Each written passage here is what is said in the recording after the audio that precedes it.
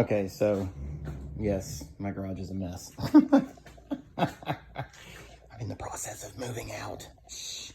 Anyways, so this is the signal chain. So it goes from wherever I put the, oh yeah, it'll go from the guitar.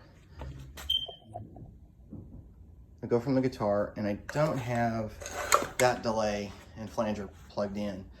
And then I stuck the drop pedal in front of everything, and this is my pedal board. That's just a tuner. That's an MXR microamp, so it gives you a little tiny bit of extra fuzz.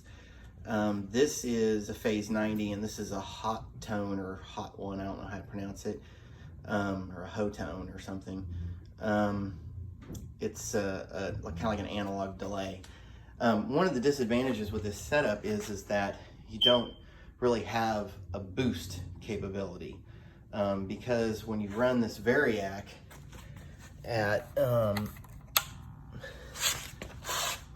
okay, so it's drifted to 84 volts, but when you run it, okay, it starts, see, I'll turn the knob, you can see how it goes.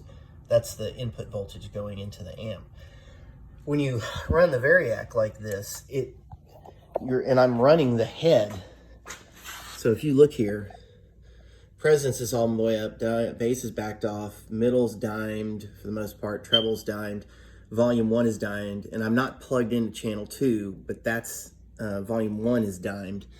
So you've got guitar going into pedal board, going into amp running off 85 volts, but then right here, the speaker output actually goes into the back of this hot plate, which is an attenuator, because this can get hot, and then this goes out into the cab. So these hot plates, and I have extras, you can, like, if you roll it to 0 dBs, then it's not attenuating anything. You have a bright switch and a deep switch, but so this will knock it down quite a bit decibel wise, but then you've got the 16 dB, and then you've got a fine tune. So this is the thing that'll get you down to bedroom levels. You can also just click it over here, and it turns into a load box, so that nothing is coming through the speaker cabinet. And the reason why you would do that is, in the back here, you see that line out?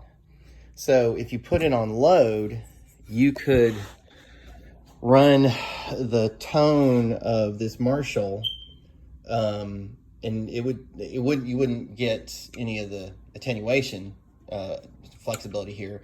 I think that the 2 switches would work, and then you could run that into like a power amp that could power a wall of amps, or you could use it for recording. The line outs on these hot plates are kind of you know, and they are unbalanced. There's no XLR output, but let me tell you, these are really handy to have because they can tame this beast, and you can get really great tone if you run it on a lower voltage.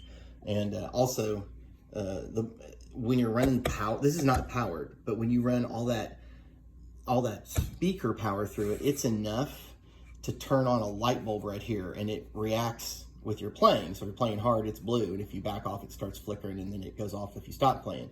But sometimes people find that annoying, so they can turn that off.